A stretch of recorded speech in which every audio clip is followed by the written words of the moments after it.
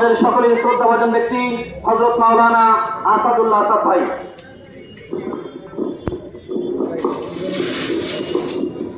নাহমাদুহু ওয়া নুসাল্লি আলা রাসূলিহিল কারীম, আম্মা বাদ।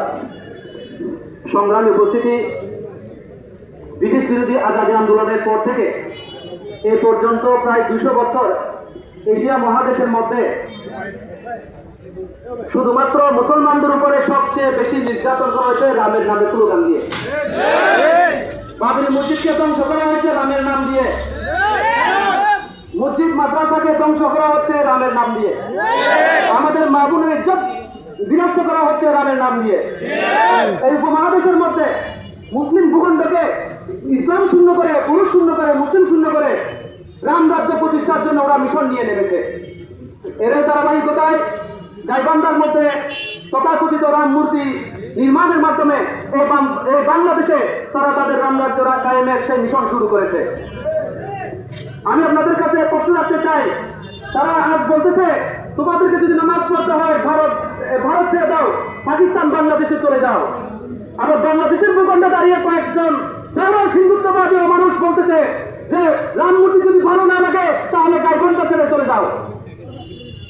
কালকে আবার বলবে যে বাংলাদেশ ছেড়ে চলে যাও। আমাদের এই দেশ, 3 দিকে ভারত, একদিকে বঙ্গোপসাগর, যাওয়ার রাস্তা কোথায়? এই মুসলমান, আমরা যাওয়ার রাস্তা কোথায়?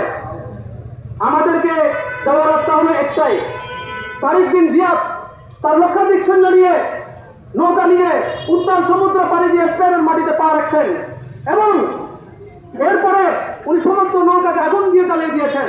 পেছনে সাগর, সামনে শত্রু বাহিনী। হে মুসলমান, তোমরা যাবে কোথায়? একটাই পথ, জিহাদ ফি সাবিলিল্লাহ। আমাদেরকে যে যেমন করে বলুক না কেন, মুসলিম মিল্লাতের একমাত্র মুক্তির পথ হলো জিহাদ ফি সাবিলিল্লাহ। কোন রাজনৈতিক দল আমাদেরকে সহযোগিতা করবে না। এই ভূখণ্ডের উপর আঘাত আসলে এরা সবার আগে পালিয়ে যাবে, আমরাই থাকবো এই ভূখণ্ডের মধ্যে, হয়তো জীবন দিয়ে নয়তো শাহাদাত পূরণ করে।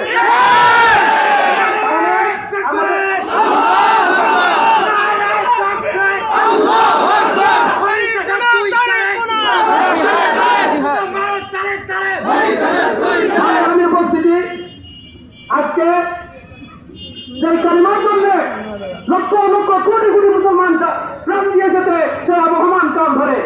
আজকে সেই কালিমার পতাকা 95% মুসলমানের দেশে আমরা উড়াতে পারি না। আমাদেরকে বাধা দেওয়া হয়, জঙ্গি বলা হয়।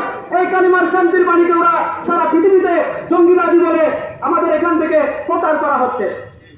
আমি আজকের এই সমাবেশ থেকে আপনাদের উদ্দেশ্যে বলতে চাই, কালিমার পতাকা আমরা প্রতিটা জায়গায় উড়াবো। যারা কালিমার পতাকাকে তুলে ফেলবে, তাদেরকে শীত করে ফেলে তাদের বুকের উপর কালিমার পতাকা।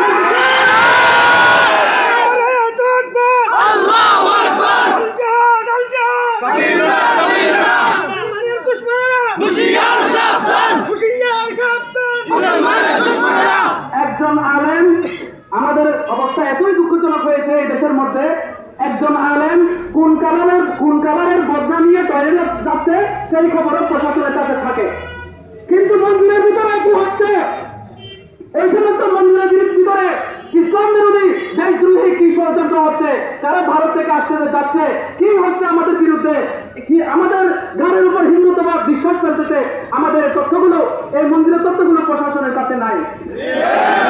আমরা এখান থেকে 50 মাইল দূরে পাহাড়ের ভিতরে গিয়ে বাঙ্গাল হালিয়ার মন্দিরের ভিতরে আমাদের মুসলিম বোনদেরকে ইজ্জতকরণ করা হচ্ছে, তাদেরকে মাসের পর মাস আটক রেখে নির্যাতন করা হচ্ছে, দেশের বিভিন্ন জায়গা থেকে তুলে এনে তাদেরকে ভারতে পাচার করা হচ্ছে। আমরা জানি, সেই খবর আমাদের প্রশাসন জানে না।